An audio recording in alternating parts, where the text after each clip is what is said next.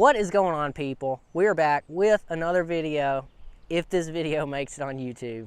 All right. Today we're going to do a 100% honest review on my 2023, I think it is, Kawasaki Brute Force 750, and it's obviously the black one. All right. We're going to do, I say 100% honest, we're going to tell you everything about this machine. We're going to start off talking about the looks. This thing looks quite nice. It is a very simple design, I would say, but I like the looks of it. The stickers look nice. The footwells are designed well. I don't mind the wheels. Overall, I think it's a good looking machine, but y'all can let us know in the comments what you think about these four-wheelers. They're not very popular, I don't think, not around here, because you never see anybody. If you ever go riding at the lake bottom, you just never see anybody riding a Kawasaki Brute Force. What have we've been lake bottom riding quite a bit, and we've seen what? One person riding one? Only a few. Seen like one person riding one of these things. All right, next thing we're going to talk about is the controls on this thing. What's different about this, I grew up driving a Honda all the time. What's weird is the key's not right here like normal. The key's down here on the side, so that takes a little bit of getting used to, but that's all right. Over here on the right handlebar, got your trigger. Four-wheel drive switch. Now, the four-wheel drive switch, I don't like it as much as I liked my Honda, because the Honda, as soon as you flip the switch into four-wheel drive, it was in four-wheel drive. With this machine, if you're just sitting still and put it in four-wheel drive, it may not go in four-wheel drive till you just get it rolling a little bit, and then it'll slide into four-wheel drive. So, kind of different. I preferred the Honda on that. Left handlebar, you've got a kill switch, override. That way you can go in reverse as fast as you can go forward, and that's really dangerous. Got a simple light switch. I really like the light switch. Starter button. Then brake, rear brake with the parking brake. I really like this. Way better than the Hondas. Way better than the Hondas. Which does Honda, have they changed it on the new ones? Or are they still where you have to pull it and then push forward on something? I'm not sure. Anyway, really good parking brake. We have a front differential control. So instead of an electronic locking front diff, you can just pull this lever. Front differential's locked. But that's a good thing, because last time we went riding, Mr. Greg with his brand new Honda Rubicon and Mr. Rayburn with his brand new Can-Am, they both said their front differentials were acting up. Do you remember them saying that? Anyway, they said their front diffs were acting up. Well, you're not going to get any acting up with a manually controlled front diff. All right, we got our shifter here. It feels nice. It won't shift through the gears unless it's running. It'll go from high and reverse. All right, we've got storage here. Got a good bit of storage over here on the left side. You can fit a decent amount of that. Box of shotgun shells, something like that.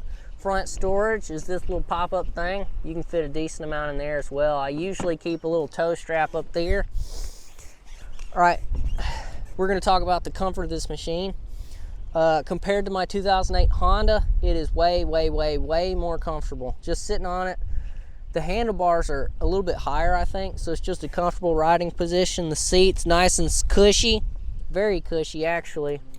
When I hopped on this thing at the dealership and sat on it, I was like, oh yeah, this is it. Like I said, 100% honest review. Here's one thing about the Kawasaki. This thing came with non-branded, no, they were branded, they were Duro tires. Come with 25-inch tires, and they were super soft, so the four-wheeler rode really good with the tires because they were so squishy, but they would not grip a thing. Probably a couple weeks after I got this four-wheeler, it was wet outside, and I was riding up a muddy hill, and there was a kind of a drop off to the right. I started up that hill, and them tires would not grip. The machine started to slide off the edge. I was this close from losing the four-wheeler off down a super duper steep hill. So as soon as that happened, I got online and I found the tires I wanted, and I ordered some new tires for it. So the original tires are garbage, absolute garbage. I'd replace them as soon as you buy one. I I replaced them with some, basically I got the cheapest 27-inch tires that were radial tires. That's what I put on it. All right, next thing we're going to talk about, price point. Because I mean, that's a big deal. What do you pay for a machine? When you're looking at buying one, you're looking at reviews, you want to know, what does it cost? All right, this four-wheeler, I could not find, this was, I guess, during COVID garbage. I could not find a brute force 750 anywhere around here. I couldn't find it at any of the dealerships. Nobody had them. Nobody knew when they would have them. I found one dealership 6 hours away from where we live, and they had one four-wheeler, and it was this one, this black four-wheeler. So I put a down payment on it.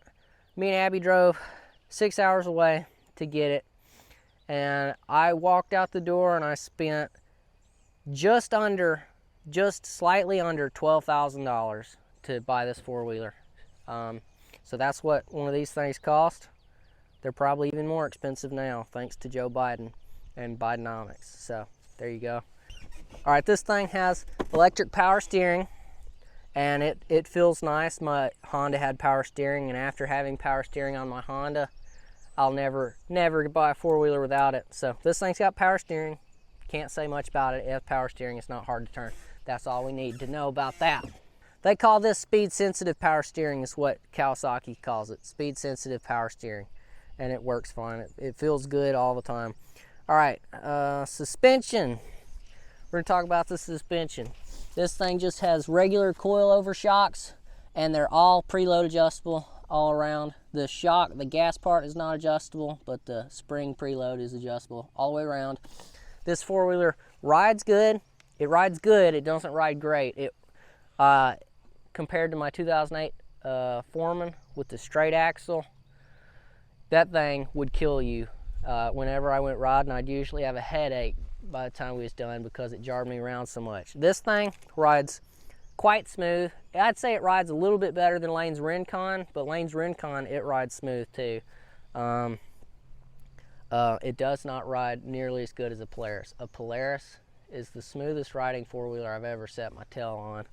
All right, we're gonna talk about the engine and drivetrain. Obviously, this thing's got a 749cc V-twin Kawasaki engine. High performance. It is very high performance, let me tell you that. And it's got CVT, obviously. It's got amazing engine braking. The engine braking, you pretty much never have to use the brakes on this four-wheeler because when you let off that throttle, it's stopping. It makes a kind of a supercharger noise through the belt box. I'm guessing that's the fan that's pulling air through there, making that noise. One thing I love about this four-wheeler compared to a Can-Am or Polaris, boom, there's the engine right there. You can see it. Look, if you need to check the oil, it's right here. You don't have to take any plastics out to get to it. What if you're like, ooh, I want to change the spark plugs? Well, look at here. There's a spark plug right there. You can reach it so easily. There's not a bunch of plastic covering everything up, so you can see your four-wheeler. Look, radiator's right here. Super easy to see. Fans right there. You can inspect everything it is pretty easily. Exposed, though. It is exposed, but I mean, what's gonna hurt it? Nothing. I don't know. I like this four-wheeler the way it's super simple, wide open. Look, the oil filter's right down there. You can easily get to the oil filter. It's just, I like the simplicity of it. I like it a lot. Air filter's easy to get to. Seat comes off easy. Ooh, that's nasty. It was a 9mm cartridge. No, that's a 380. Air box is easy to get to right here. And I probably need to clean the filter. It's been a little while since I've cleaned it. Power. All right, this four-wheeler has a ton of power. I think it's rated at 50.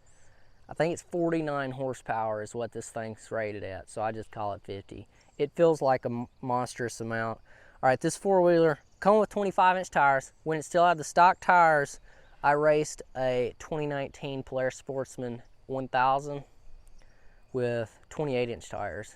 So he had a little bit of a disadvantage there, but let me tell you, I whooped him. This brute force 750 will outrun a Polaris 1000. 3, 2, 1, go!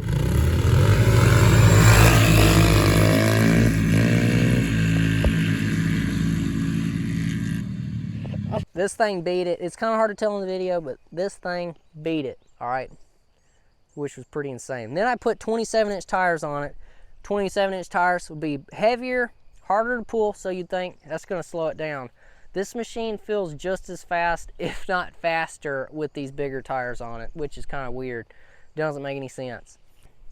All right, here's something kind of iffy about this four-wheeler that I don't just love, but it's okay. You hear a little clanky, like backlash in the gears when you let on and off.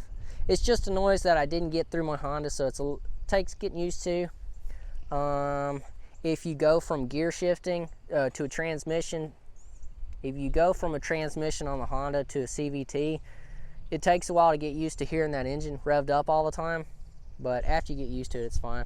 The exhaust, our dual exhaust runs right here, and in the summertime, this thing puts out so much heat on this left side of the four-wheeler that you have to, when I'm sitting on the four-wheeler, I can't have my leg up against it. I got to keep my leg out there to keep from getting it burnt.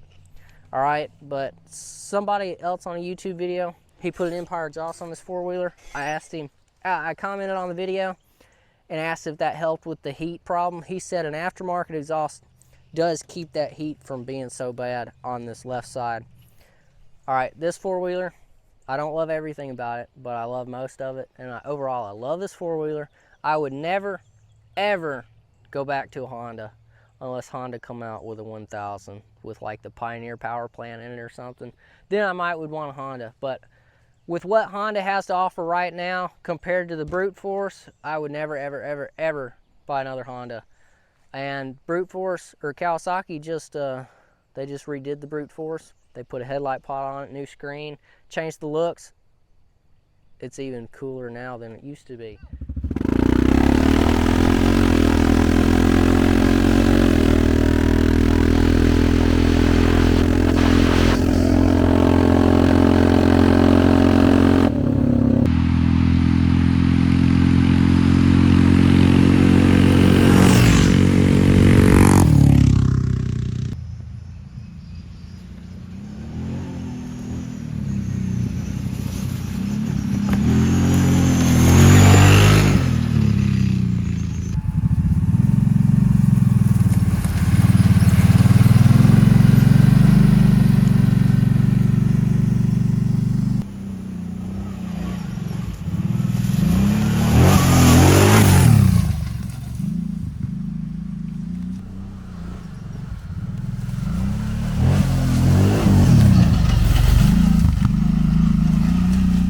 Alright, that's my opinion on this four-wheeler. Love it. Hope you love it.